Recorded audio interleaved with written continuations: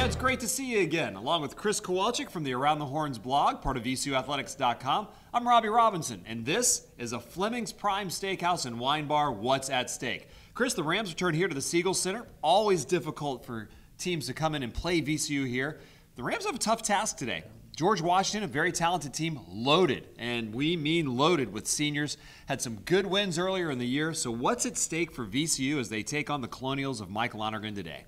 Yeah, you know, as people who like to prognosticate, we like to talk about NCAA resume builders, top 100 wins, and this is all of that. But for VCU, they know they've won 12 in a row. They know they're 9-0 in the league. All they care about is getting to 10-0 and keeping this thing rolling. They've got tons of momentum right now.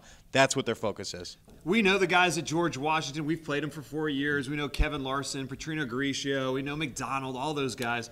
Who scares you the most when you're thinking about Will Wade and getting ready for this game against the Colonials? Well, Tyler Kavanaugh is a bit of the X factor because he's not a guy we've seen. He's a transfer. So he kind of adds another dimension that they haven't had since Isaiah Armstead.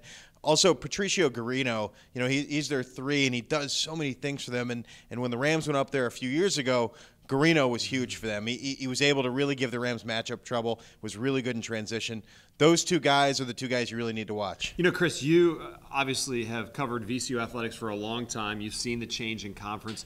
Do you see this becoming a rivalry because of the proximity? It's only about an hour and a half, 2 hours, maybe 4 if you deal with traffic up the road. But can this be a rivalry for VCU, much like we had with maybe a Madison or even William & Mary in the conference before? Yeah, very much so. Mike Lonergan's an excellent coach, and as long as that program sustains its success, and he's turned that program around, this is going to continue to be a big game every year, and that's really what generates the rivalries. All right, that's Chris Kowalczyk from the Around the Horns blog. I'm Robbie Robinson. Everybody, enjoy the game. A big one for the Rams as they continue on in the Atlantic 10. This has been a Flemings Prime Steakhouse and Wine Bar. What's at stake?